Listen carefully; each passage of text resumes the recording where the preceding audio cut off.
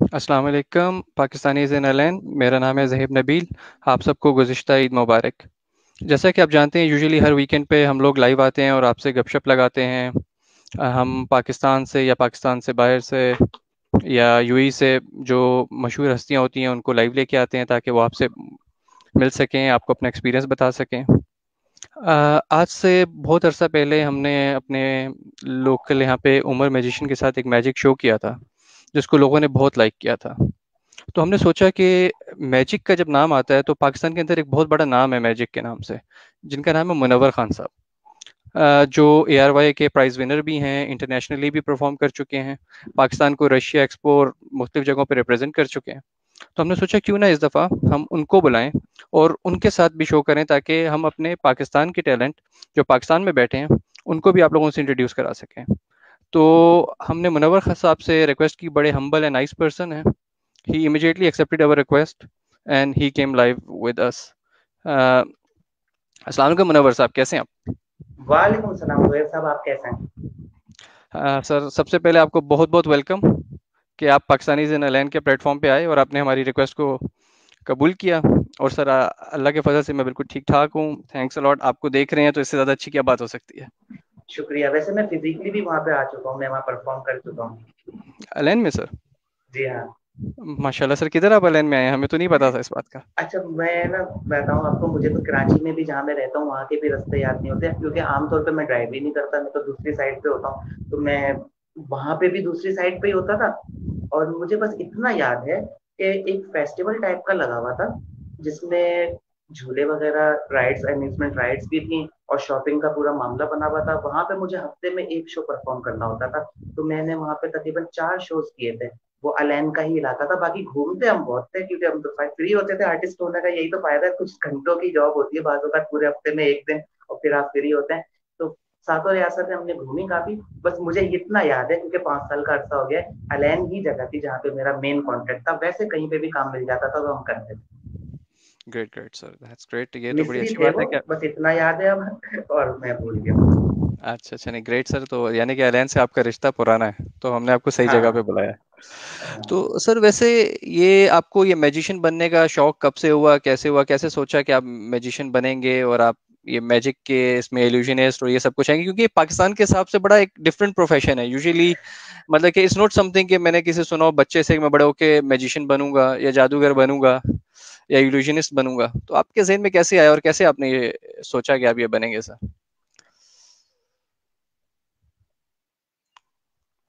मुनव्वर साहब। ये हादसा है।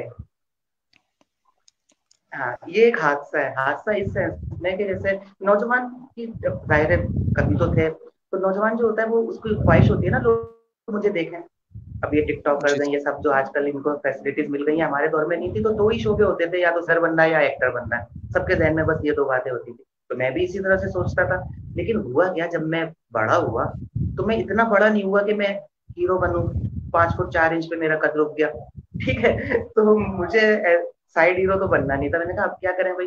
फिर हुआ ये कि मैंने अपनी लाइफ में कभी भी मैजिक शो देखा ही नहीं था। ये भी देखें, कमाल बात है। तो जिस माशाल्लाह एज सर। में लोग इस तरह के प्रोफेशन छोड़ रहे होते हैं, उस उस एज में मैंने, एक मुजाहिद साहब हैं कराची में, उनकी अकेडमी है, तो उनका एड देखा। मैंने कहा यार ये क्या काम है मैजिक, मैंने तो अपनी सारी लाइफ में अब तक मैजिक ही नहीं देखा, इसका मतलब है यहाँ इसकी जरूरत है। चलो ये काम करते हैं। और इसमें फायदा ये है कि एक सिंगर वगैरह आता है तो 2 गाने गा के चला जाता है, और हीरो वगैरह तो खैर आप मुनव्वर बन नहीं सकते। ये काम सही है, इसमें 1 घंटा 1.5 घंटा तक आप आवाम के सामने होते हैं। मैंने ये सीखना शुरू किया। और मुझे खुद नहीं पता कि मैं यहाँ तक पहुंचूंगा। इत्तेफाकी तौर पे मैं ऐसे अलादीन एम्यूजमेंट पार्क चला गया। मैंने कहा यार यहाँ पे मैजिक शो नहीं है, मैजिक शो बनाते हैं। तो मैंने उनसे बात की, उन्होंने कहा ठीक है भाई बना लो। जब वहाँ मैजिक शो बना लिया तो मेरी रोज की प्रैक्टिस होने लगी। ARY का कंपटीशन आ गया, वहाँ 10 लाख का फर्स्ट प्राइज मैं जीत गया। सारे singers, dancers, actors, Acrobat artist, circus artist भी, वो सब बेचारे देखते रह गए कि ये एक नई फील्ड कौन सी है जो पाकिस्तान में है। खैर वहां से जब मैंने विन किया, तो छोटा मोटा सा सेलिब्रिटी बन गया मैं। फिर मुझे सऊदीया का टूर आया, फिर दुबई का टूर आया, फिर मलेशिया, थाईलैंड, और ये सब सिलसिला चलता रहा। रशिया, ओमान, कतर, मार्च में अमेरिका जाना था जो कोरोना की वजह से नहीं जा सका। तो ये सिलसिला इस तरह से चल रहा है। अच्छा अच्छा, ग्रेट सर। ये यानी कि आप हादसाती तौर पे, आपने बचपन में कभी नहीं सोचा था और एकदम आप जो है ना मैजिक की दुनिया में आ गए। जी हाँ, बिल्कुल। अच्छा, अच्छा।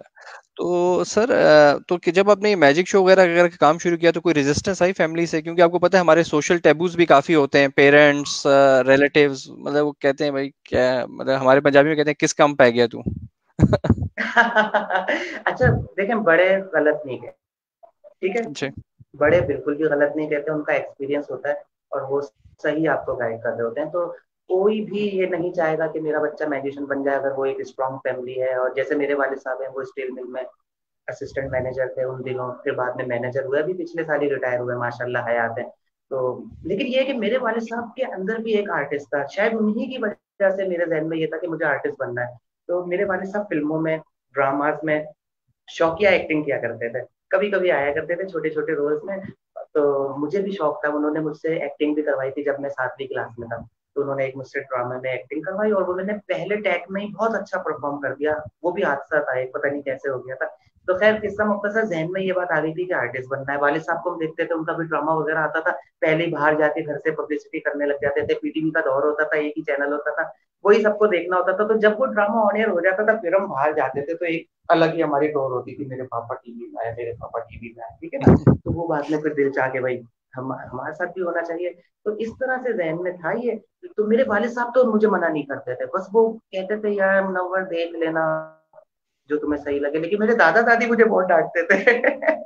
तो जब मैं कोई मैजिक का गैजेट बनाता था, तो मेरे दादा जो है, मैं उनके पास लेके आता था कि दादा ये हम बाबा बोलते थे उनको, बाबा ये देखे मैंने क्या बनाया। तो मैं उनको फिर वो गैजेट वगैरह करके दिखाता था कि एम्प्टी दिखाया, कुछ निकल गया। तो पहले तो वो जोर से हंसते थे, बड़े खुश होते थे। अच्छा, फिर उसके बाद उनका थोड़ा सा मूड चेंज होता था, जैसे जहन में उनके कोई नई बात आई है, फिर वो कहते थे कितने पैसे खर्च हुए इस पे। अब मिसाल के तौर पे मैंने उनको कहा 200 रुपए। तो उसके बाद पुराने हमारे जो बुजुर्ग थे वो किस तरह से पेश आते थे, अब मैं लफ्जों में या लाइव किस तरह से बताऊं। बस वो बस फिर उनका एक अलग ही स्टाइल होता था, बस आप समझ लें वो भी पंजाब से बिलोंग करते थे, तो किस तरह से पेश आते होंगे। नहीं नहीं सर, वो तो बिल्कुल सही बात है, समझ गया। तो सर तो आपने चले हादसाती तौर पे स्टार्ट किया, तो फिर ये इतनी तरक्की, मैं आपका वो देख रहा था कोई लाइफ रिस्किंग आपने एक पिछले दिनों वो किया, जॉब ब्रेक और समथिंग, तो इतना डेंजरस हद तक जाने का सोच और हम्म। शौक कैसे आ गया सर आपको? मैं हमेशा वैसे जनूनी रहा हूँ, कोई भी काम किया है मैंने, चाहे मैं वीडियो गेम्स ही खेलता था या मैं फुटबॉल खेलता था, तो हमेशा ख्वाहिश यही रहती थी कि नंबर वन भी रहना। और मैं यानी बाकी आम लोगों से ज्यादा एनर्जेटिक होता था। अच्छा, एक बात बता दूं कि आज कराची में बारिश हुई है, ठीक ठाक हुई है, तो ये मक्खियां तंग कर रही हैं मुझे, काफी ज्यादा ये आ गई हैं, आ जाती हैं इन दिनों में, ठीक है। मेरे हम्म। हाथ बार बार ऊपर भी है। इसका मुख्तसर कि मैं इतना आगे कैसे बढ़ा, तो एक तो बात ये थी कि मैं हर काम जो है इसी तरह से करता था कि बस इसको इसके एंड तक लेके जाना है। अच्छा, दूसरी बात ये कि मैं ये नहीं कहूंगा कि इसमें मेरा कोई कमाल है, अगर मैं एनर्जेटिक था वो भी अल्लाह की देन थी, अगर मैं थोड़ा बहुत जहीन था वो भी अल्लाह की देन थी। इसी तरह से मुझे जो मौके मिले वो भी अल्लाह की देन थी। मैं मैजिशियन हादसाती तौर पर जरूर बना हूं, लेकिन मुझे ऐसा लगता है कि इस फन में पाकिस्तान में काम करने की बहुत अशद जरूरत थी। तो इस काम के लिए शायद अल्लाह ने फिर मुझे चुना कि चलो यार, ये फील्ड में भी एक सुपरस्टार तो पाकिस्तान में ऐसा होना चाहिए जिसे कहें कि ये इंटरनेशनल आर्टिस्ट है, इंटरनेशनल स्टैंडर्ड का। अब आपने कहा रिकॉर्ड्स की बात, तो रिकॉर्ड्स जो है, सबसे पहला तो प्रोग्राम जो था AR वाई का, जिससे मुझे शनाख्त मिली, जो वो AR वाई वाला, जिसमें मैंने 10 लाख रुपए का प्राइज विन किया। अच्छा, 10 लाख आज भी काफी बड़ी रकम है, लेकिन उस वक्त 12 साल पहले बहुत बड़ी रकम थी। अगर आप डॉलर के हिसाब से देखें तो मेरा ख्याल है कि शायद 35 लाख बनते डेफिनेटली। होंगे पाकिस्तान में। तो 35 लाख तो वाकई बड़ी रकम है ना अभी भी। तो जी। खैर, एक तो ये कि वो विन किया मैंने, फिर उसके बाद ये हुआ कि विन किया, फिर कुछ घूमे फिरे बाहर मुल्कों में गए, इवेंट सर्विसेज बनाई। हमारा पाकिस्तान में अलादीन थिएटर के नाम से इन्फ्लेटेबल्स का बहुत बड़ा इदारा है, सबसे बड़ा इदारा है बल्कि इन्फ्लेटेबल प्रोडक्ट्स का। इन्फ्लेटेबल मीन्स जैसे वो जंपिंग कैसल, स्लाइड्स और स्टैचूज जिनमें हवा भरती है, खड़े हो जाते हैं, फिर उसके बाद वो जब हवा निकाल लेते हैं, पैक करते हैं और ले जाते हैं साथ। तो ये भी हमारा बिजनेस है, हमारा तमाम तो डिपेंड मैजिक के शोबे पे नहीं है। तो फिर हमने ये भी शुरू कर दिया साथ में। फिर एक ब्रेक भी आया, जब ब्रेक आया कुछ अर्सा ब्रेक रहा, फिर हुआ ये कि मैं ऐसे ही बस ऐसे एक लिंक आया मेरे पास, एक बांग्लादेश के मैजिशियन, वहाँ के मैजिक सर्कल के वो हेड भी थे, और उन्होंने काफी ज्यादा काम किया हुआ था, मुझसे भी ज्यादा काम किया हुआ था। तो मुझे एक ऐसी एक सी आई कि यार, अगर तुम्हारे पास ये टैलेंट था, मेन टैलेंट क्या है मेरे पास, मेन टैलेंट ये वो इल्यूजन लाखों रुपए, बाजों का मिलियंस से भी ऊपर के होते हैं, वो मैं यहाँ खुद बना लेता हूँ। ये मेरी सबसे बड़ी अल्लाह ने मुझे सलाहियत दी है कि लड़की के 2 पीस करने हैं, 3 पीस करने हैं, यहाँ से गायब होना है, वहां से गायब होना है। अच्छा, मैं बातें बहुत जल्दी जल्दी इसलिए कर रहा हूँ कि लिमिटेड टाइम में ज्यादा से ज्यादा आप लोगों के साथ में मशगूल रह सकूं।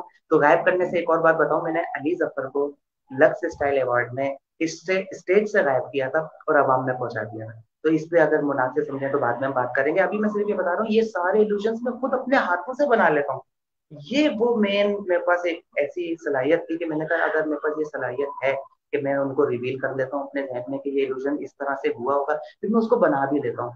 तो मुझे इस काम को जारी रखना चाहिए और जितना हो सके पाकिस्तान में इस फन की खिदमत करनी चाहिए, क्योंकि यहाँ पे बहुत सख्त जरूरत है। और माशाल्लाह फिर हमने दोबारा अपना कैरियर नए सिरे से स्टार्ट किया, इल्यूजन्स को अपग्रेड किया, बड़े इल्यूजन्स की तरफ गए, वेगस इल्यूजन्स की तरफ गए। फिर उसके बाद हमने स्टंट्स शुरू किए।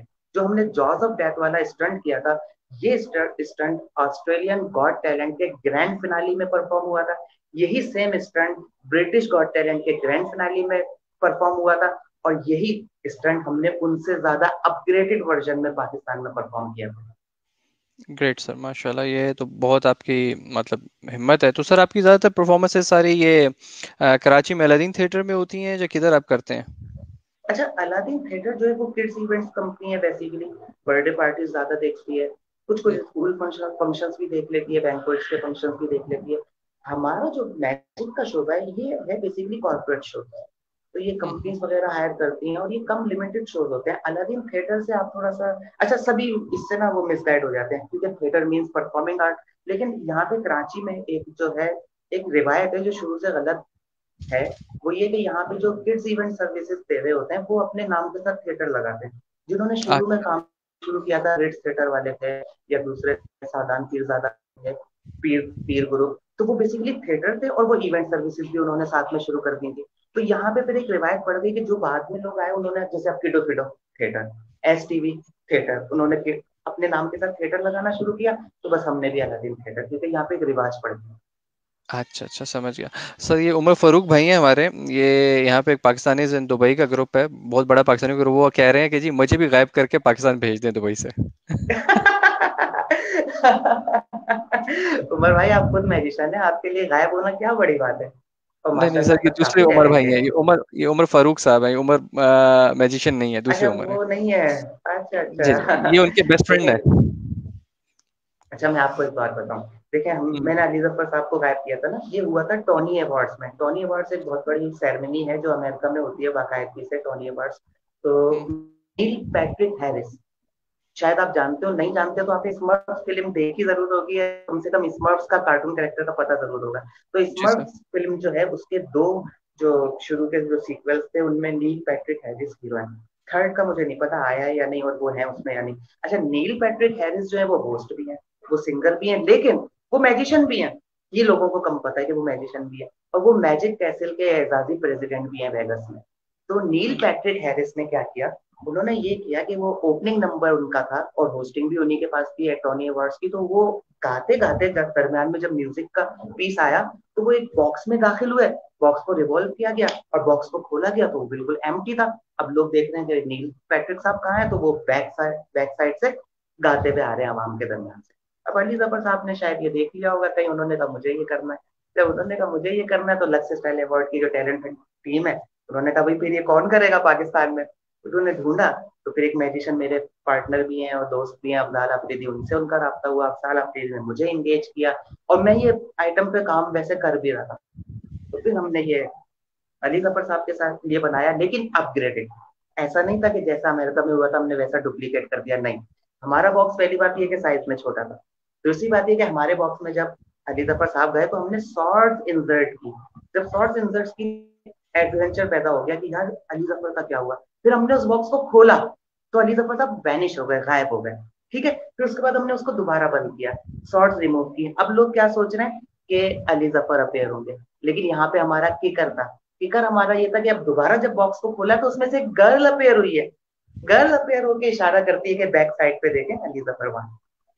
वाह sir, great great, that's great तो सर। ये उमर, हाँ, उमर भाई का काम वो रह गया। उमर भाई, इस काम के हमने इतने ज्यादा पैसे लिए थे कि आप ना 4-5 ट्रैवल वैसे ही दुबई के कर लें पाकिस्तान के साथ रिटर्न के, तो मैं महंगा पड़ूंगा आपको। तो उमर भाई, तो मेरे ख्याल से आप फ्लाई दुबई से टिकट बुक करें कराची की, instead of going for Munawwar sahab. Hiring में।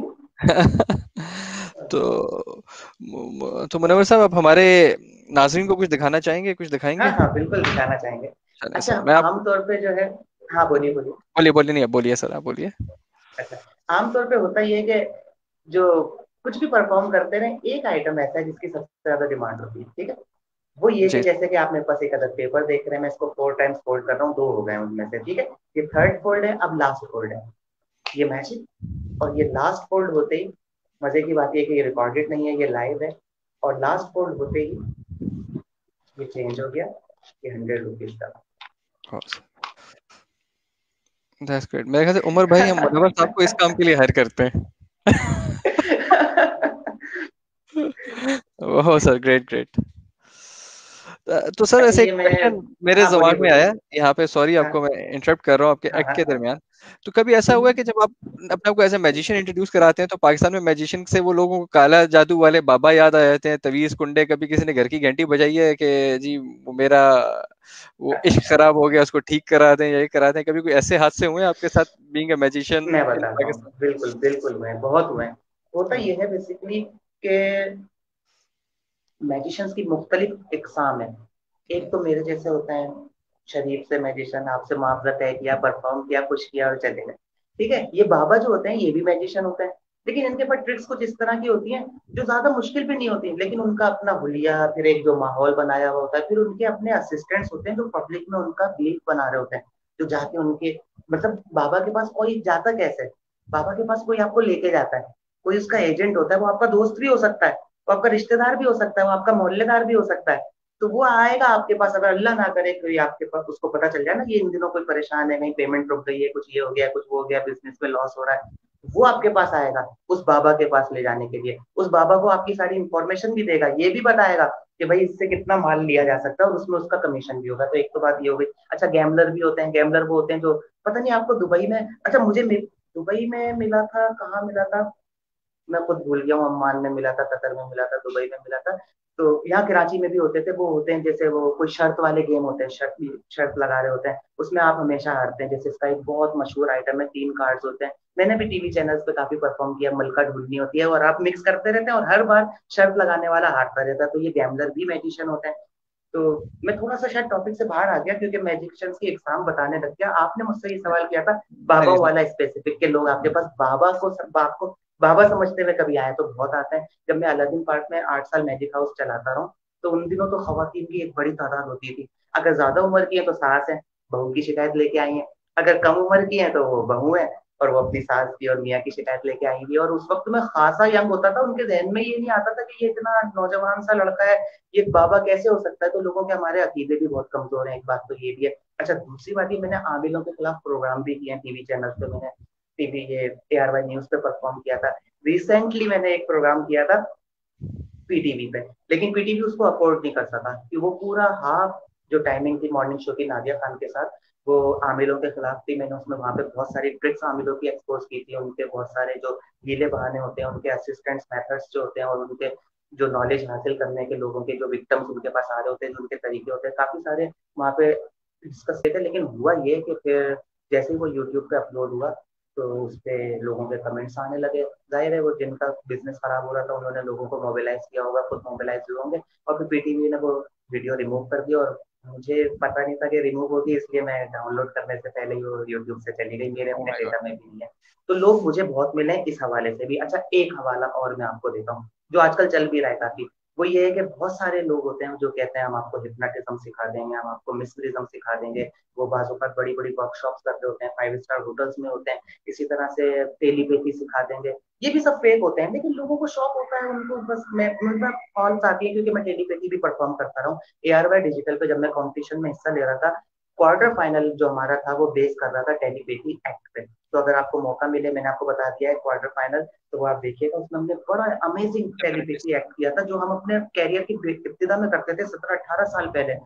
तो वो मुश्किल बहुत था, उसकी प्रैक्टिस बहुत थी। मैं ये नहीं कह रहा सुपर नेचुरल था, मुश्किल बहुत था, प्रैक्टिस बहुत थी। तो मैं उसे क्वाइट कर चुका था जब, लेकिन कंपटीशन में था तो मेरे जो दोस्त अहबाब थे उन्होंने कहा मुनव्वर उस ट्रिक की, उस स्टंट की दोबारा प्रैक्टिस करो, दोबारा परफॉर्म करो, तो वो लास्ट परफॉर्मेंस है जो यार वैसे आपको देखने को मिलेगी। उसके बाद बहुत लोगों ने रब्ता किया, हम टेलीपैथी सीखना चाहते हैं, टेलीपैथी सीखना चाहते हैं, आप हमें सिखाएं, आप क्या मुआवजा लेंगे। लेकिन मैं वैसे काइंड हार्टेड भी हूँ और ऑनेस्ट भी हूँ, तो मैं उनको हमेशा अपना कीमती टाइम देके, चाहे 20 मिनट लगे, 25 मिनट लगे, ये समझाने की कोशिश करता हूँ कि इस तरह की तमाम चीजें ट्रिक्स से होती हैं। वो भी मैजिशियंस होते हैं, सुपर नेचुरल दुनिया में कोई भी नहीं है, सिर्फ वो क्लेम करते हैं और आप लोग बेवकूफ बन जाते हैं और आपके वो पैसे ले जाते हैं। That's true. नहीं sir, it's so humble of you. Sir Tahira Abid हैं हमारी एक मेंबर, वो पूछ रही हैं कि कभी ऐसा हुआ है कि आप कोई एक्ट परफॉर्म कर रहे हैं और वो फेल हो जाए, तो उस केस में आप उसको कैसे हाँ हैंडल करते हाँ। दुनिया के हर म्यूजिशियन से हो जाता है, चाहे वो कितना ही बड़ा। और आमतौर पर पता है गलती कब होती है? जब आप उस आइटम के माहिर हो जाते हैं, क्योंकि फिर आप केयरलेस भी हो जाते हैं। तो गलतियां मैजिक का हिस्सा है, पहली बात ये हो गई। अब उनका स्केल क्या हो सकता है? उनका स्केल छोटा भी हो सकता है, बड़ा भी हो सकता है। छोटा मरा दिया कि जैसे मैं कोई आइटम कर रहा था, गलत हो गया। तो अब यहाँ पे एक एक्सपीरियंस्ड मैजिशियन जो होता है वो उसको कवर कर लेता है। कवर ऐसे कर लेता है कि आपको पता ही नहीं चलता उसका आइटम गलत हो गया, वो उसको कवर कर देगा। ठीक है। तो हम 95% केसेस में अगर गलत आइटम हो भी जाए तो अपने ऑडियंस को पता नहीं चलने देते कि कुछ गलत हो गया है। एक बात तो ये हो गई। फिर आ जाते हैं इल्यूजन्स, जो बड़े हमारे स्ट्रक होते हैं, उनमें गलती बाजू का महंगी पड़ जाती है। मिसाल के तौर पे जान भी चली जाती है। मेरे साथ भी एक दफा इस तरह का हादसा हो चुका है जिसमें मैं भी ऊपर जाने वाला था। तो खैर, और इसी तरह से बुलेट कैचिंग का इल्यूजन है, उसमें तकरीबन जहां तक मुझे याद पड़ा अब तक 22 मैजिशियंस जो हैं वो अपनी जान से जा चुके हैं। और बहुत सारे यूरोपियन कंट्रीज में कानूनन बुलेट कैचिंग का इल्यूजन जो है वो ममनू है उनकी, यानी लॉ बुक में ये लॉ बन चुका है कि भाई हमारी सरजमीन पे हम ये आइटम नहीं करने देंगे, ये आइटम पहले ही इतने लोगों की जान ले चुका है। ठीक है। तो जैसे मैंने आपको कहा ना कि जब हम केयरलेस हो जाते हैं, आइटम्स हमारा जो हम कई दफा कर चुके होते हैं, एक्सीडेंट तब होता है। तो इसी तरह से एक अभी इंडियन मैजिशियन थे, वो अभी बहुत हुए रिसेंटली, वो अंडर वाटर स्केप कर रहे थे। तो वो उससे पहले कई दफा सक्सेसफुली कर चुके थे, लेकिन इस बार जो लास्ट टाइम उन्होंने परफॉर्म किया उसमें वो जान की बाजी हार गए। अच्छा, मजे की बात है उन्हीं दिनों मैं भी अपना ये वाला स्टंट करने वाला था, अंडर वाटर स्केप। जिस तरह से हमने जॉज ऑफ डेथ स्टंट किया है, इसी तरह से अंडर वाटर स्केप भी पाकिस्तान में एक ही बार हुआ है। तो हमने ही किया है, मैंने अपने भाई मुजफ्फर के साथ मिलके, 2 मैन वर्जन था वो। तो खैर उन दिनों फिर वो एक ये हादसा हो चुका है। तो इसी तरह से ब्यूरिड अलाइव वाली इल्यूजन है, उसमें कुछ मैजिशियंस अब तक बहुत हो चुके हैं। तो ये हो जाता है।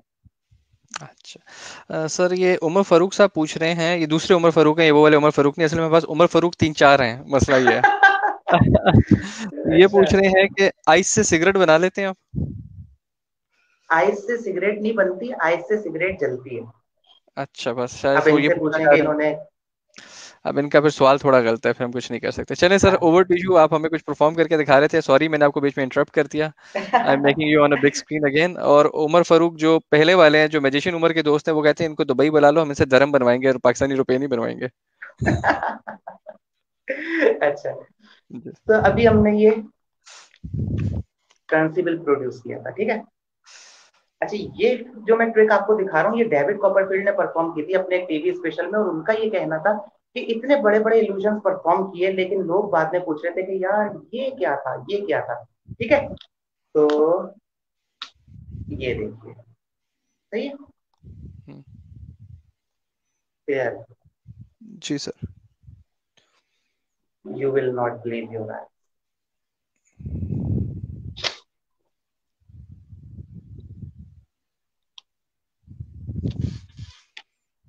वाह। अच्छा, ये हुआ कैसे? ये एक आम सवाल है। ये हुआ इस तरह से कि ये इसमें से मेल्ट करके गुजर जाता है। ठीक है। तो एक बार दोबारा देखिए, एक बार दोबारा देखिए, this time slowly.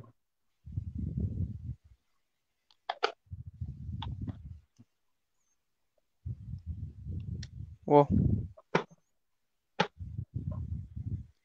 Great sir, that's pretty nice. हाँ, ये बेस्ट ऑफ द बेस्ट में से एक आइटम है। और मैं आपको बता ही चुका हूँ कि डेविड कॉपरफील्ड दुनिया के सबसे बड़े मैजिशियन, एक अपने टीवी से स्पेशल में ये परफॉर्म करने के बाद अपना एक्सपीरियंस जो है वो बता रहे हैं कि यार इतने बड़े बड़े आइटम्स किए मैंने, ये स्टंट किया, ये सब किया। लोग मुझसे पूछ रहे हैं यार वो नोट वाली ट्रिक क्या थी, वो नोट वाली ट्रिक क्या थी। That's great sir. तो सर और कुछ दिखाएंगे आप? हम्म। अच्छा, रस्सी के दो सिरे जो हवा में घूम रहे हैं, इन पे नजर रखिएगा, क्योंकि ये आपको पजल भी करेंगे लेकिन साथ में इंटरटेन भी करेंगे, ठीक है। तो ये जी दो सर। एंड्स जिनकी मैंने आपसे रिक्वेस्ट की थी, ये रहे। और ये इनका सबसे पहला पजल या मैजिक, ये आ गए मेरे पास। अब मेरे पास आपको दिखाने के लिए एक ऐसी रस्सी है जैसी दुनिया में आमतौर पे होती नहीं है, बगैर सिरों वाली रस्सी, ठीक है। कुछ देर पहले लेकिन इसके सिरे थे, जो अब मेरे लेफ्ट हैंड में। एक बार दोबारा इसको रैप करते हैं इधर, और ये जैसे मेल्ट हुए थे और अलग हुए थे, इस बार मेल्ट होकर दोबारा रस्सी का हिस्सा बन गया। ये तो ओह। इसका पहला मूव था। अब मैं आपको इसका एक मूव और दिखाता हूँ, ठीक है। वो ये कि मैं इसके दोनों सिरे बांध देता हूँ। अच्छा, दोनों सिरे बांधने के बाद कैंची भूल गया मैं। कोई बात नहीं, मैं आपको वो ट्रिक दिखा रहा था जो सबसे ज्यादा रस्सियों के हवाले से परफॉर्म की जाती है, दो पीस करके जोड़ने की।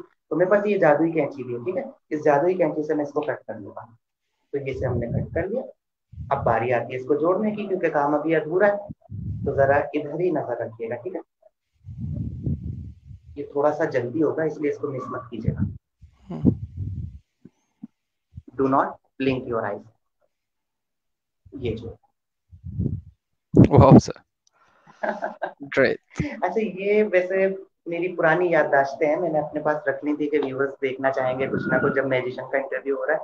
वैसे तो मैं व्यूवर्स को यही कहूंगा कि अगर आप देखना चाहते हैं कि हमने किस लेवल का काम किया पाकिस्तान में, जो इससे पहले कभी नहीं हुआ, और माशाल्लाह पाकिस्तान के सीनियर मैजिशियंस की जानिब से मैं और मेरे भाई जो हैं, हम डिक्लेयर्ड हैं कि हम पाकिस्तान की हिस्ट्री के सबसे बड़े मैजिशियन हैं। तो वो जरा ग्रेट जरा ग्रेट। देखिएगा, हमारा खासकर एक प्रोमो मैंने आपको भेजा था, एक लिंक भेजा था, वो जरूर देखिएगा। वो 4 मिनट में आपको 40 इल्यूजन दिखाई देंगे, और ये सिलसिला अभी जारी है।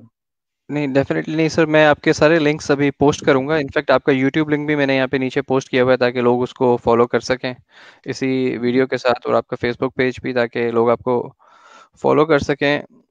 अच्छा, मेरा अ, जो अकाउंट है, यूट्यूब अकाउंट, उस पर अभी तकरीबन 2 माह से जो है, मेरी तो अक्का दुक्का ही वीडियोस हैं। मेरी ज्यादातर बल्कि तमाम वीडियोस वो आ रही हैं जो मेरा अपना कलेक्शन था, जो मैं मैजिक में बहुत शौक था, हर चीज ही की मैंने, किताबें भी जमा की, वीडियोस भी जमा की, उनको हम्म, लौटाऊं, उनको वापस करूं।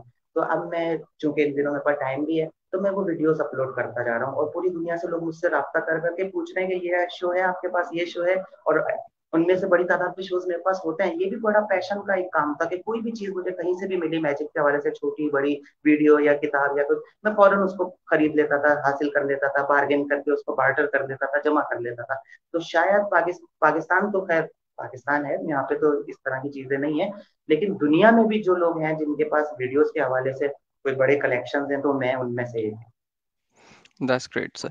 सर, ये ताहिरा आबिद पूछ रही हैं कि अगर मैं आपको अपनी रस्सी दूं तो आप उसके साथ भी ये कर सकते हैं। हाँ हाँ, बिल्कुल बिल्कुल, लाइए दीजिए। ताहिरा, ताहिरा आपको जवाब मिल गया। अब रस्सी आप कराची कैसे पहुंचाएंगे ये अब आपका मसला है। मैं इनको वापस लाइव ले लूंगा आपकी रस्सी पहुंचने के बाद। अच्छा ठीक है। बेसिकली ये मैं मेरा आपको बात। बताऊं, क्लोजअप जो ट्रिक्स होती हैं, जैसे मैं आपके सामने बैठ के परफॉर्म कर रहा हूँ, इसमें ज्यादातर जो ऑब्जेक्ट्स होते हैं वो होते ही एग्जामिनेबल है, क्योंकि हम आपकी एक्सिस में होते हैं, हम आपके करीब होते हैं। हम, मैंने नोट अगर फाड़ा है या कागज से बनाया है, तो फौरन आपकी ख्वाहिश होगी आप अपने हाथ में लेके उसको एग्जामिन करें।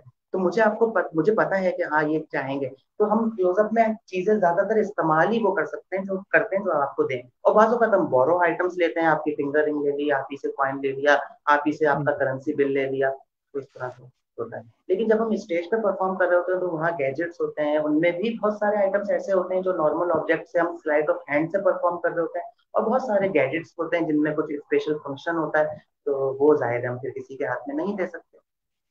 That's true. तो सर आपको ऐसे अभी तक आपने बहुत जगह पे परफॉर्म किया है, रशिया में परफॉर्म किया है, पाकिस्तान को माशाल्लाह रिप्रेजेंट किया है रशिया में, आपने दुबई में किया है, और कि आपको सबसे ज़्यादा आज तक परफॉर्म करने का मज़ा किधर आया है?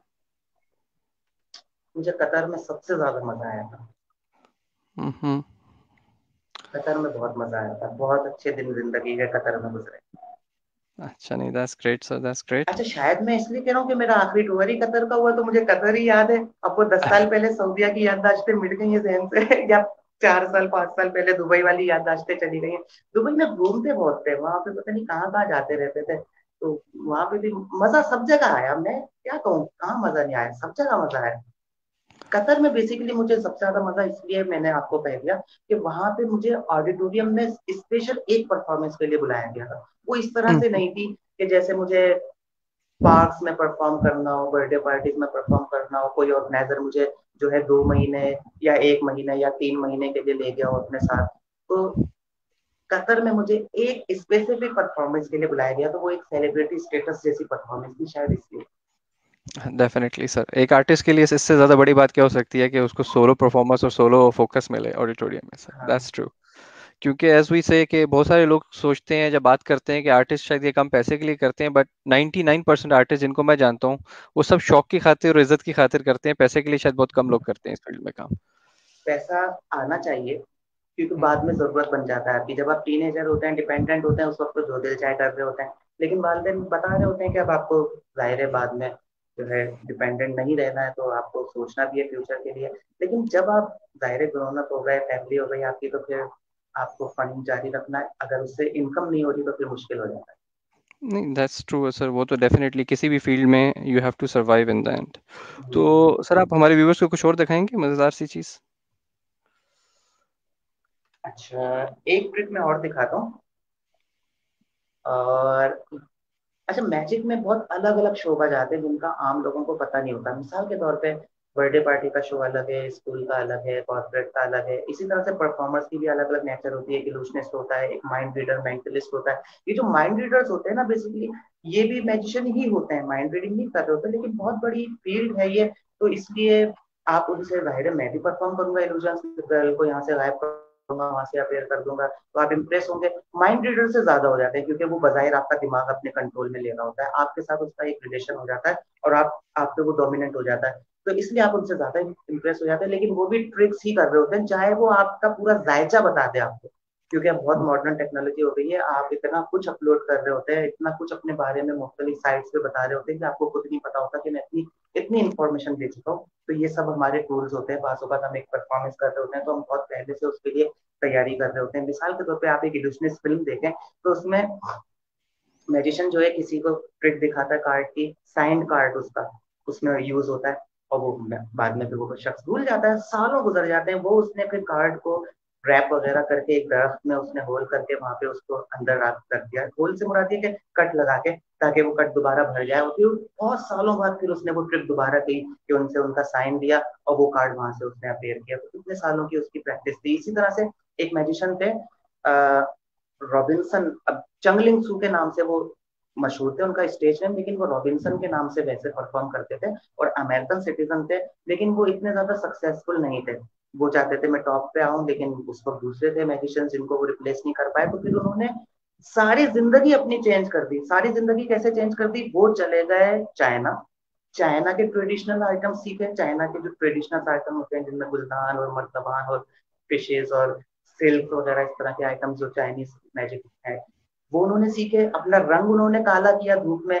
इसके अलावा उन्होंने सालों तक अपने बाल बढ़ने दिए और वो पूरा सर गंजा और बीच में से एक जो दिया। अपनी वाइफ के साथ भी उन्होंने यही किया, उसको भी चाइनीज बना दिया। फिर वापस बात अमेरिका है, चंगलिंग सू के नाम से उन्होंने परफॉर्म शुरू करना करना शुरू किया।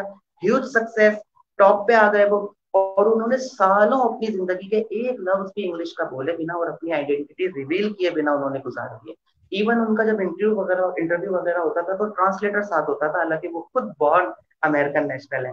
लेकिन फिर क्या हुआ, जो बुलेट कैच के आइटम की बात हुई थी, बुलेट बुलेट कैच के आइटम में वो स्टेज पे उनकी डेथ हुई थी। जब उनकी स्टेज पे डेथ हुई तो उनकी जिंदगी का सबसे बड़ा राज फाश हुआ कि यार ये तो रॉबिन्सन है, जिसको हम आज तक चंगलिंग सू और चाइनीज मैजिशियन समझते रहे। उनकी वफात के बाद तो खैर, तो इसी तरह से मैजिशियन की मैं आपको अकसाम बता रहा था, लेकिन मेरे पास आपसे बातें करने के लिए इतनी बात है कि मैं बस बहुत सारे टॉपिक एक ही दफा में क्लोज करने लगता हूँ। तो एक स्टोरी टेलिंग मैजिक होता है, तो वो मैं हम्म। परफॉर्म करता हूँ। लेकिन ये मुश्किल होते हैं। मुश्किल इसलिए होते हैं कि स्टोरी भी साथ चलती है, मैजिक भी साथ चलता है। तो अगर कहीं पे कोई गड़बड़ हो जाती है, मैं अपनी स्टोरी भूल जाता हूँ क्योंकि मैंने ये 6-7 महीनों से परफॉर्म नहीं किया है, तो कोई बात नहीं, ठीक है। सर। तो देखें, स्टोरी टेलिंग मैजिक का मजा है। ऐसे ही मैं कहीं जा रहा था, बहुत पुरानी बात है, एक मैजिशियन दिखाई दिए, उनके पास कार्ड्स थे। मैंने उनसे कहा आप इन कार्ड्स का क्या करते हो? सर हम मैजिशियन का आपकी भी तो वॉइस, दिल चाहता है। सर आपकी वॉइस लूज हेलो, कर गए थे आपके, आपकी वॉइस लूज हो गई थी बीच में। आपके अब लास्ट सही वर्ड है? जो हमें, जी अभी सही। आपके जो लास्ट वर्ड्स हमने सुने थे वो ये थे कि मैं जा रहा था और एक मैजिशियन था और उनके पास भी कार्ड अच्छा थे। अच्छा, हाँ यहीं से। अच्छा, चलो। तो मैं ऐसे ही कहीं जा रहा था, एक मैजिशियन में दिखाई दिया, उनके पास कुछ कार्ड्स थे। मैंने उनसे कहा आप इन कार्ड्स का क्या करते हो? तो उन्होंने कहा मैजिक। मैं तो खुश हो गया, उसकी वजह ये कि हम मैजिशियंस का भी दिल चाहता है कोई हमें मैजिक दिखाए। मैंने उनसे कहा दिखाए भाई, कोई ट्रिक दिखाए। तो उन्होंने मेरे सामने एक, दो, तीन, चार, पांच और एक, छह कार्ड्स, छह कार्ड्स काउंट करने के बाद उन्होंने दो कार्ड्स कम किए, ठीक है, जैसे मैंने अभी अभी किया। और काउंट करने गिराने के बाद उन्होंने स्नैप किया, एक, दो, तीन, चार, पांच और एक, छह कार्ड्स दोबारा हो गए। पहली बार में सब कुछ इस कदर जल्द हो गया। मैंने कहा भाई भाई, मैं मिस कर गया हूँ कुछ, दोबारा कीजिए। उन्होंने कहा कोई बात नहीं, मेरे पास छह कार्ड्स थे, मैंने दो कार्ड्स कम किए थे, इतना तो याद है। मैंने कहा हाँ, इतना याद है। उन्होंने कहा मैंने उसके बाद स्नैप किया था, एक, दो, तीन, चार, पांच और एक, छह दोबारा हो गए थे। I was shock. मैंने उनको कहा आप ये मुझे सिखाओगे? उन्होंने कहा नहीं। बाद में जब मैं खुद मैजिशियन बन गया तो मैं भी कहता हूँ नहीं, कोई मुझे कहे कि मैं एक ट्रिक सिखाओगे। तो खैर मैं अपने वो एक मैजिक शॉप पे आया, मैंने उनको कहा मैं एक ट्रिक देख के आया हूँ, बड़ी जबरदस्त सी ट्रिक है। मैजिशियन के पास छह कार्ड्स थे, उन्होंने दो कार्ड्स कम किए, न जाने कैसे स्नैप किया तो एक, दो, तीन, चार, पांच और एक, छह हो गए। तो वो नहीं माने मैजिक शॉप वाले, कहने लगे नहीं भाई, ऐसी तो कोई ट्रिक ना सुनी ना देखी, कहीं ऐसा तो नहीं कि एक, दो, तीन, चार और एक, पांच कार्ड्स हो और पांच कार्ड में सिर्फ एक कार्ड कम किया गया हो, स्नैप के बाद वो एक, दो, तीन, चार और एक, पांच हो गए हो। तो ये मैं आपको सिखा सकता हूँ। मैंने कहा नहीं, इतनी सादा ट्रिक नहीं है जिसके लिए मैं आपकी ये मैजिक शॉप ढूंढता हुआ आया हूँ। मैं जो ट्रिक देख के आया हूँ उसमें पांच कार्ड नहीं थे, उसमें तो थे एक, दो, तीन, चार, पांच और एक, छह कार्ड। और छह कार्ड में से उन्होंने एक नहीं, एक और एक, दो, दो कार्ड्स कम किए गए थे। और न जाने कैसे स्नैप किया तो एक, दो, तीन, चार, पांच और एक, छह हो गए। बहरहाल वो नहीं माने, यही कहते रहे ऐसी ट्रिक ना कभी सुनी ना कभी देखी। लेकिन मुझे अच्छी तरह से याद है कि मेरे मैजिशियन ने एक, दो, तीन, चार, पांच और एक, छह ही कार्ड्स मेरे सामने काउंट किए थे। और छह में से उसने एक नहीं, एक और एक, दो ही कार्ड्स कम किए थे। और स्नैप के बाद वो एक, दो, तीन, चार, पांच और एक, छह हो गए थे। Great sir, great. अच्छा, मतलब ये आपने हम घुमा दिया ट्रिक मुझे। आमतौर अच्छा, ये स्टोरी है बेसिकली, लेकिन इसमें मैजिक साथ साथ हो रहा है, तो ये ट्विस्ट है। आमतौर पर इस तरह से आपको मैजिशियंस परफॉर्म करते हुए नहीं दिखाई देंगे। वो कोई चीज उठाएंगे, खाली दिखाई और उसको बंद करा और फिर खोला तो कुछ निकल आया। ये जरा बड़े लेवल पे, फिर उन लोगों को शुरू में लगता है स्टोरी है, बाद में लगता है ये हमें कुछ समझा रहा है, एंड में लगता है लो, शुरू से अब तक मैजिक ही दिखा रहा है, फूल कर रहा है। तो खैर, मैं आपको एक दूसरी ट्रिक दिखाता हूँ छह कार्ड्स की। अभी ये एंड नहीं हुआ था, ठीक है। तो जब मेरी ये सारी स्टोरी हो जाती है ना, तो मैं प्रीटेंड ऐसे करता हूँ कि जैसे मैं तो स्टोरी सुना रहा हूँ, मैजिक नहीं कर रहा, लेकिन लोग समझ चुके होते हैं कि ये हम जब से मैजिक देख रहे हैं। तो यहाँ पे एक अप्लॉस मिलती है।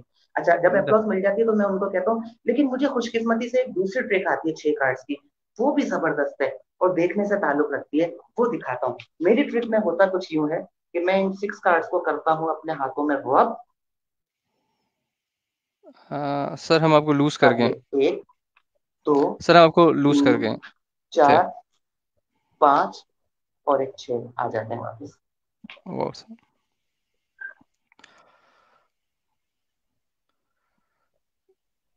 Great sir. हेलो, हेलो, जी जी सर। आपकी वीडियो कार्ड्स बीच तो में एक दिखाई दे सेकंड के रहे लिए थे ना? जी कार्ड्स दिखाई दे रहे थे आपके बीच में, एक सेकंड के लिए वीडियो गई थी जहाँ पे हम थोड़े से फंस गए थे, लेकिन इट वाज फाइन। अच्छा, that's great, that's great sir. It's a huge game, मतलब it's always a learning. Umar हाँ हाँ मैजिशियन, जिस बिल्कुल। तरह आपने एक बात कही थी कि मैजिशियन से जब पूछा कि कैसे सिखाएंगे, तो उमर मैजिशियन ने कहा था कि जब when he learn magic, the guy he learn from, he told him two things. Number one, कि कभी किसी को ये नहीं बताना कि ट्रिक परफॉर्म कैसे किया है। और point number two, rule number two is that rule number one को कभी नहीं भूलना। वैसे ये एक मजाक में आता है, जैसे हम भी इस तरह के मजाक करते हैं। जैसे कि अब मुझे कोई कहता है कभी कोई ट्रिक सिखा दो, तो मैं उनको कहता हूँ वादा करो पक्का कि किसी को नहीं बताओगे। वो कहता हाँ पक्का वादा। तो मैं बोलता हूँ यही वादा तो करते हैं हम पहले, सीखने से पहले। डेफिनेटली सर, तो ये अब वो लाजवाब हो जाता है। इसी तरह से जैसे और भी जोक्स हैं इस हवाले से, जैसे, लेकिन वैसे मैजिक सीखने के हवाले से मैं आपको बताऊं, मैजिक ऐसा शोबा है हर शख्स चाहता है सीखे। कौन है जो नहीं चाहता कि उसके पास कोई ऐसी पावर हो कि वो कहीं पे डिस्प्ले करे और लोग एकदम से खुश हो जाएं और उसको यानी एक अलग निगाह से देखना शुरू करते हैं। लेकिन मैजिशियन बन क्यों नहीं पाते, इसकी वजह मैं आपको बताऊं। होता यह है कि जो हम पहली ट्रिक सीखते हैं ना, वो पहली ट्रिक हम परफॉर्म किसके सामने करते हैं?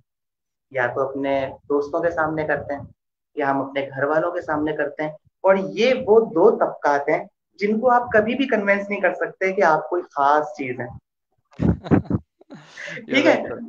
तो होता क्या है, वो फौरन आपको एक तो डिस्करेज करेंगे, हंसी बनाएंगे, आपकी मजाक बनाएंगे, आपका गैजेट आपके हाथ से ले लेंगे। और अगर ये सब नहीं भी करा तो वो पकड़ भी लेते हैं, क्योंकि शुरू में आपकी प्रैक्टिस इतनी अच्छी नहीं होती, तो आपका मोरल डाउन हो जाता है सबका। तो 99% जो मैजिशियंस बनना चाह रहे होते हैं और अपनी पहली ट्रिक सीखते हैं, वो पहली ट्रिक के फेल होने के बाद उनका कैरियर वहीं पे एंड हो जाता है। मेरे साथ भी ऐसा हुआ था। मैं सबसे पहले एक ट्रिक सीख के आया, रुमाल गायब करने वाली। जितनी थोड़ी बहुत प्रैक्टिस कर सकता था कर ली। फिर उसके बाद अपने वालिद साहब को दिखाने लगा, काफी दूर से दिखा रहा हूँ, हालांकि वो बहुत करीब से दिखाने की चीज है। काफी दूर से दिखाया, फिर भी पकड़ा गया। वालिद साहब ने बता दिया ऐसे हुआ है। तो एकदम दिल जैसे टूट सा जाता है ना। मुझे ये फीलिंग मिली है शुरू में, तो मैं बता सकता हूँ कि दूसरों को भी ये मिलती होगी। तो मैंने भी क्वाइट कर दिया, मैंने कहा बेकार काम है, छोड़ो यार, पकड़े जाओ तो बेइज्जती भी बहुत होती है। लेकिन हुआ ये कि मैं जिद्दी भी हूँ, मैंने आपको बताया ना। तो थोड़ा Yes. टाइम तो मैंने छोड़ दिया इसको, लेकिन फिर मैंने कहा नहीं यार, करना है। फिर मैं दोबारा दूसरा गैजेट लेके आया, वो कामयाबी से परफॉर्म हो गया। फिर तीसरा चौथा, फिर मैंने एक चीज ये लर्न भी कर ली कि घर में नहीं दिखाना, दोस्तों को नहीं दिखाना। फिर मैं क्या करता था, मोहल्ले के बच्चों को दिखाता था, सिक्के वगैरह की मैजिक की प्रैक्टिस करता था। कैसे करता था, जैसे कोई ठेले वाला है और वो कोई चीज बेच रहा है, पहले तो सिक्कों में भी चीजें आ जाती थी ना।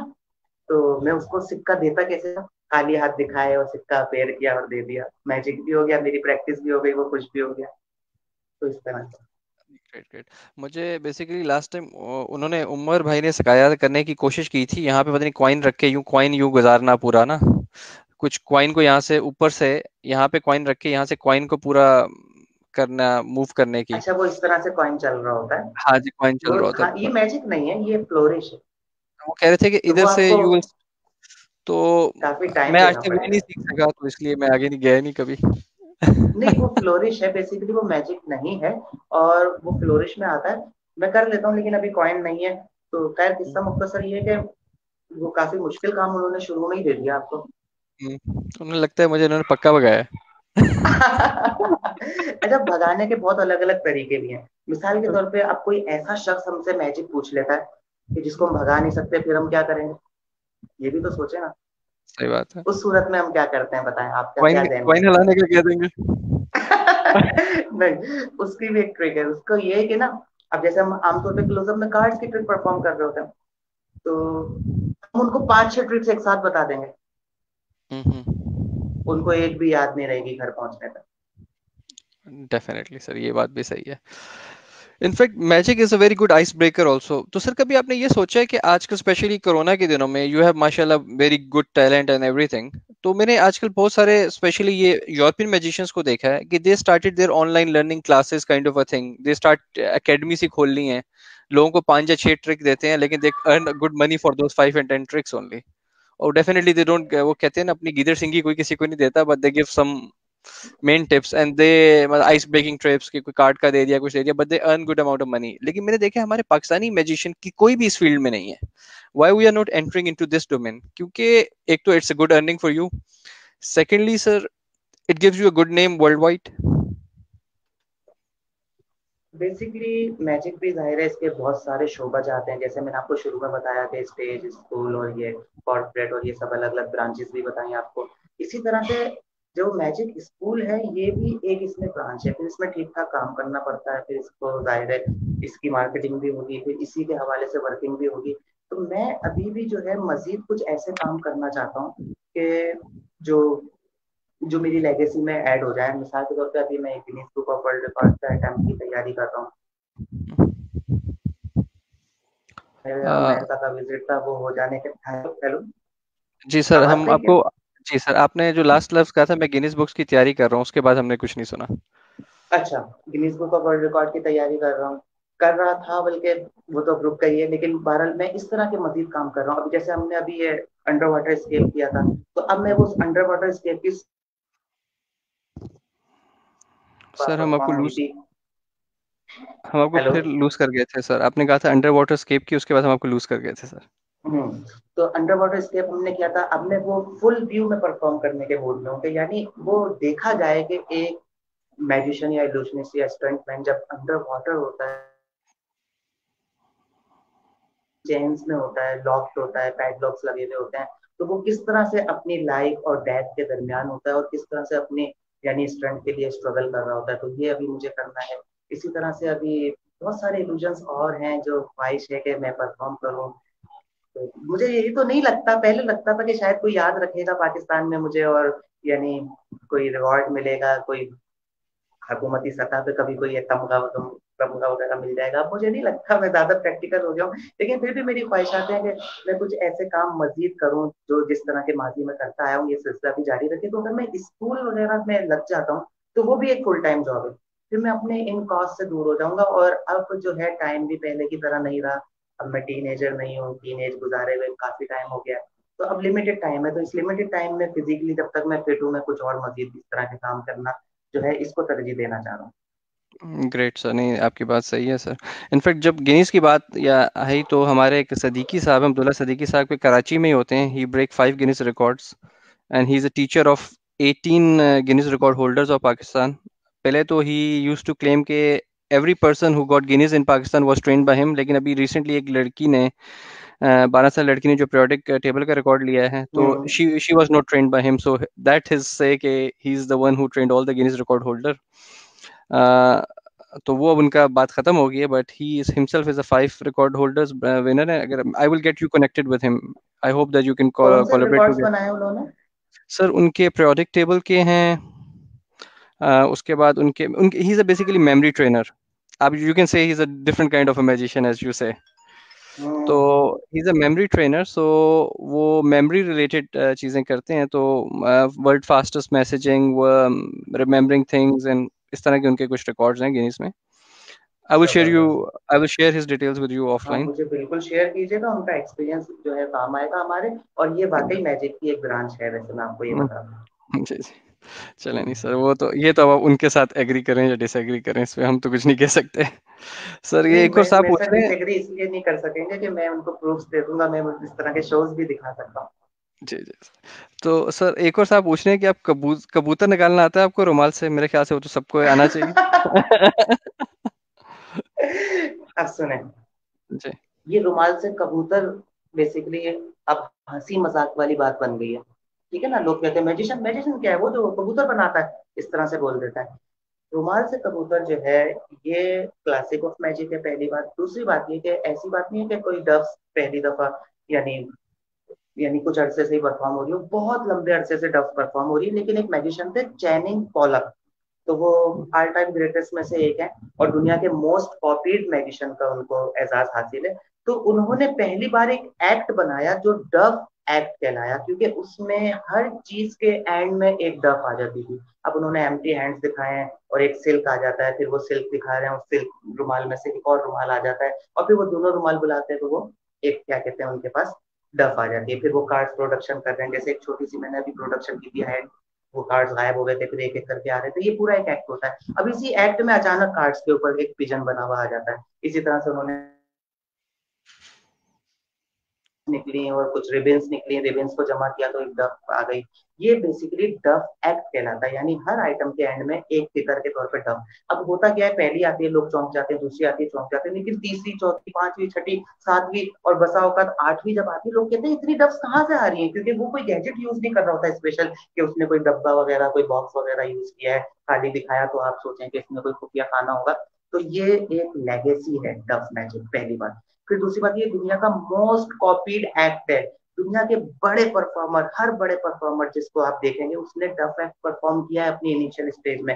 सीगफ्रीड एंड रॉय का अगर आपने नाम सुना है, तो उन्होंने अपने इब्तदाई दिनों में डफ एक्ट परफॉर्म किया है। उन्होंने बाद में अपने टीवी स्पेशल्स में अपनी पुरानी रिकॉर्डिंग्स शो की हैं जिसमें वो डफ परफॉर्म कर रहे हैं। डेविड कॉपरफील्ड ने डफ एक्ट परफॉर्म किया है। लैंस बर्टन की तो आइडेंटिटी डफ एक्ट से थी। कनाडा के सबसे बड़े मैजिशियन ग्रेग फ्रेविन, फिसिम में उन्होंने अपने डफ एक्ट से जो है फर्स्ट प्राइज विन किया, और उनके रेगुलर एक्ट का हिस्सा है। हमारे यहाँ इसको हंसी मजाक बना दिया गया है, लेकिन डफ एक्ट की आज भी बड़ी वैल्यू है। तो मैं, अच्छा अब मेरी बात हुई कि मैं बनाता हूँ, तो मैं पाकिस्तान में डफ एक्ट का पायनियर तो नहीं कहूंगा खुद को, मुझसे पहले भी लोग डफ एक्ट परफॉर्म करते थे, दो तीन चार तक डफ्स बनाते थे। एक दो जो है वो वैसे ही बना लेते थे, एक दो क्या कहते हैं वो गैजेट्स में बनाते थे। मैं वो पहला शख्स हूँ जिसने प्रॉपर डफ एक्ट परफॉर्म किया पाकिस्तान में। और मेरे बाद फिर यहाँ पे इसका ट्रेंड चला, लोगों ने डफ एक्ट की जानी प्रैक्टिस करना शुरू करी। फिर इसके अलावा मैं मुझे ये भी एहसास हासिल है कि मैंने 10 डफ्स बनाई थी। तो दुनिया में बहुत कम परफॉर्मर्स ऐसे होंगे जिन्होंने 10 डफ्स बनाई हो अपने डफ एक्ट में। तो 6 या 7 तक लोग आमतौर पर परफॉर्म कर रहे होते हैं, लेकिन मुझे हर काम बहुत आगे जाके करने का शौक रहा है, तो मैंने 10 डफ्स तक परफॉर्म किए डफ एक्ट के तौर पे। अब नहीं परफॉर्म करता, क्योंकि यहाँ पे मकामी मार्केट जो है वो थोड़ी सी अलग है। यहाँ पे लोग जो है ना, वो मैजिक को समझ नहीं पाते कि ये कितना बड़ा आर्ट है और इसकी क्या वैल्यू है। आपको मैं एक छोटी सी बात बताता हूँ। आप जंग जिसमें दो ममालिक लड़े और हजारों बाजों का लाखों कैजुअलिटीज हो जाती है, एक जंग जो है मैजिशियन ने रोक दी थी। आपने पहले तो ये बताया, ये बात सुनी है कभी? नहीं सर, कभी नहीं सुनी। कभी नहीं सुनी ना। तो जो आप कह रहे थे ना, मैजिशियन ब्लैक कोट पहनते हैं और ये सब, ये ट्रेडिशन जो शुरू किया था, ये रॉबर्ट हुडैन ने शुरू किया था। ये फ्रांस के सबसे बड़े मैजिशियन थे और ये बाबा मैजिक कहलाते हैं, मॉडर्न मैजिक थे। मैजिक तो बहुत कदीम है, जब रॉबर्ट हुडैन।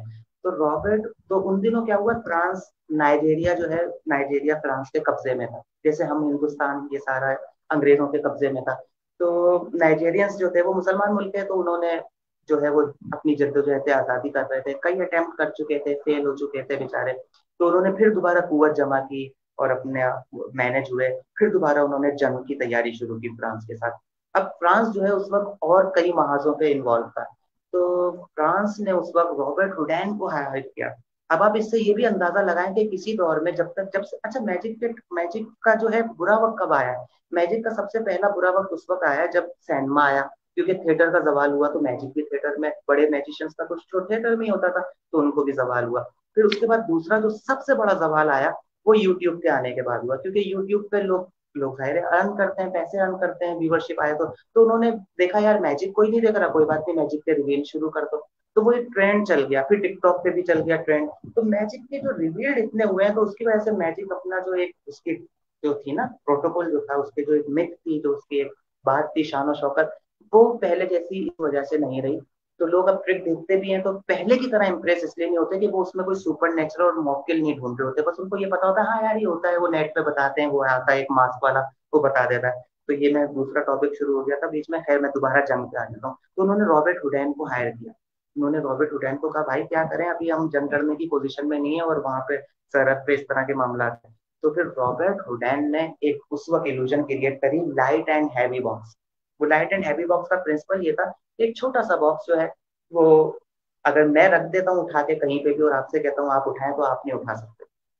फिर उसके बाद मैं उसको दोबारा उठा दूंगा, बच्चा कोई आएगा उठा देगा, कोई और लेडीज आएगी उठा देगी, लेकिन आपसे कहूंगा या दो बंदों को भी बुला के कहूंगा कि उठाओ, तो उनसे नहीं उठेगा। ये इन्होंने इल्यूजन क्रिएट करी। और इस इल्यूजन की उन्होंने डिमॉन्स्ट्रेशन इस तरह से दी, जो जंग से पहले मुजाकरात होते हैं उसमें रॉबर्ट हुडैन गए मुजाकरात के जो है लीडर के तौर पे, और वहां पे फिर उन्होंने ये कहा कि आप हमें कैसे लड़ोगे, आप पहले भी इतनी दफा हार चुके हो, आपको पता है आप क्यों हार जाते हो? मैं आपको बताता हूँ क्यों हार जाते हो, क्योंकि हम मजीद खून खराबा नहीं चाहते, मजीद आपको नुकसान पहुंचाना नहीं चाहते। आप इसलिए हार जाते हो क्योंकि हम सिर्फ असलहे से नहीं लड़ते, हमारे पास और भी ताकत है। उन्होंने फिर एक छोटा सा बॉक्स उठाया रखा और बोला अपने एक ताकतवर जंगजू को भेजें। वो ताकतवर जंगजू आया, उसमें उन्होंने कहा कि इसको उठा के जरा यहाँ रख दो, उसने उठाया रख दिया। फिर उसने ऐसे ही उनपे मैजिक वगैरह करके कुछ पढ़ा और बोला तुम एक औरत से भी कमजोर हो। अच्छा अब तो वक्त चेंज हो गया, लेकिन उस वक्त जो है कि 17वीं सदी में किसी मर्द को, खासकर एक सोल्जर को, एक जंगजू को ये कह देना कि अब तुम एक औरत से भी कमजोर हो, उसके लिए बहुत बड़ी इंसल्ट थी।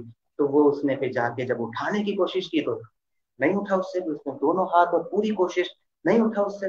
फिर उसने बोला कि मैं तुम्हें सही कर देता हूँ, फिर उसने दोबारा सही करा, जो ही मैजिक वगैरह, फिर उसने उठा के रख दिया। उसने कहा अब उठाओ दोबारा, फिर मैजिक करा कि अब तुम औरत से भी कमजोर हो।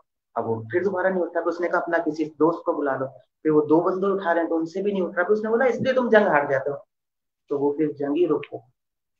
वो इतने खौफजदा हो गए कि उन्होंने फ्रांसीसियों से लड़ने का इरादा ही तर्क कर दिया। Wow, sir.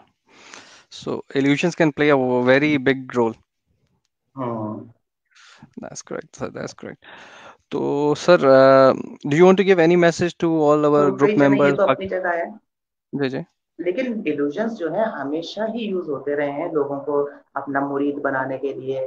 जैसे मिसाल के तौर पे, अगर, अच्छा, मैं थोड़ा सा, मेमोरी प्रॉब्लम इसलिए नहीं हो रहा कि मेमोरी खराब हो गई है, इसलिए हो गया कि आजकल वॉलेटाइल मेमोरी में बहुत कुछ जमा होने लग गया है ना, इतलात और इंफॉर्मेशन इतना एक सैलाब सा है। तो पहले इस तरह से नहीं होता था, तो चीजें मिक्स हो जाती हैं। तो मुझे अगर सही याद है तो शायद डेल्फी का मंदिर मंदिर डेल्फी टेम्पल, अगर मैं सही कह रहा हूँ, तो वहां पे खुद ब खुद जो है दरवाजे खुलते थे, खुद ब खुद दरवाजे बंद होते थे। तो ये सब मैजिक ट्रिक्स ही थी जो वो यूज करते थे, लेकिन लोगों को एतमाद आ जाता था। इसी तरह से मिरर्स को यूज करते हुए किसी को खौफनाक से शेडोज आ रहे हैं और ये सब हो रहा है, तो वो उनको जो है सुपर नेचुरल क्लेम करते थे, लोग मुरीद हो जाते थे उनके। तो ये सब मैजिक जो है यूज होता रहा है, हमेशा से यूज होता रहा है लोगों को मिसडायरेक्ट करने के लिए, और उनको जो है उनका हार्ट और सोल जो है अपने कैप्चर में करने के लिए। Great great. तो Manowar sahab, it was very nice talking to you. आप कोई हमारे पाकिस्तानी इन लैंड को कोई मैसेज देना चाहेंगे जो यहाँ पे पाकिस्तानी रहते हैं, या फिर आप कोई एडवाइस करना चाहेंगे बच्चों को जो मैजिक सीखना चाहते हैं कि how should they take it forward? मतलब कोई आपकी एडवाइस, आपको जानने से पहले कोई मैजिक ट्रिक दिखाना चाहेंगे? Whatever you want to do, it's up to you. मैं एडवाइस दे देता हम्म। हूँ कुछ सर, और अपने गोशे। Hello. Hello ji sir. Hello. आपकी आ रही है आवाज, हाँ, अभी आ रही है कुछ आवाज। और बातें बता देता हूँ आपकी, क्योंकि मैं कुछ छुपाना मुनासिब नहीं समझता कि मैं प्रिटेंड करूँ ऐसे ही बिला वजह। तो देखिए, मैं आपको एडवाइस ये दूंगा कि दुनिया के सारे काम अच्छे होते हैं। तो जरूरी नहीं है कि मैं आपको ये कहूँ आप मैजिशियन बने, आप कुछ भी बन सकते हैं। एक छोटी सी मिसाल देता हूँ। मैंने आपसे शुरू में ये कहा कि मेरी इस फील्ड में कामयाबी की एक वजह, सबसे पहली वजह तो यही है, बस अल्लाह पाक की ज़ात है, जो आपको जहाँ आप होते हैं वहां पे आप उन्हीं की जो है नुसरत से पहुंचे होते हैं, उन्हीं की रहमत से पहुंचे होते हैं। लेकिन कुछ वसाइल होते हैं, कुछ बंदा अपने बारे में भी कुछ कह देता है कि मुझ में भी ये खास बातें थी। तो मैं आपको ये कहना चाहूंगा कि कोई भी दुनिया का काम हो अगर आपको कर रहे हैं, बस सिर्फ एक बात ध्यान में रखें, वो ये कि आपको उसे बहुत अच्छे से करना है। जितनी आपकी सलाहियत है उनको पूरा पुरोकार लाना है। अब मैं आपको बताता हूँ कि मेरी कामयाबी में जो एलिमेंट्स थे उनमें कुछ ये चीजें भी थी। मिसाल के तौर पे मैं बचपन में शौक रखता था परिंदों का, तो मैं पिंजरे बनाता था, लकड़ी वगैरह काटना पीटना पिंजरा बनाना। पैसे वगैरह तो इतने बचपन में नहीं होते थे, लकड़ियां वगैरह इधर उधर से जमा करते रहते थे। जब 12 लकड़ियां पूरी हो गई ना, बस आरी हथौड़ी कीले खरीदी और पिंजरा बनाना शुरू। वो फ्यूचर प्लानिंग है कि हम इसमें तोते रखेंगे, तोते खरीदने के पैसे नहीं है। फिर दोबारा ऐसे ही घूमते फिरते दोस्तों में खेलते वेलते कहीं पे भी कोई लकड़ी मिली, उठा के ले आए घर।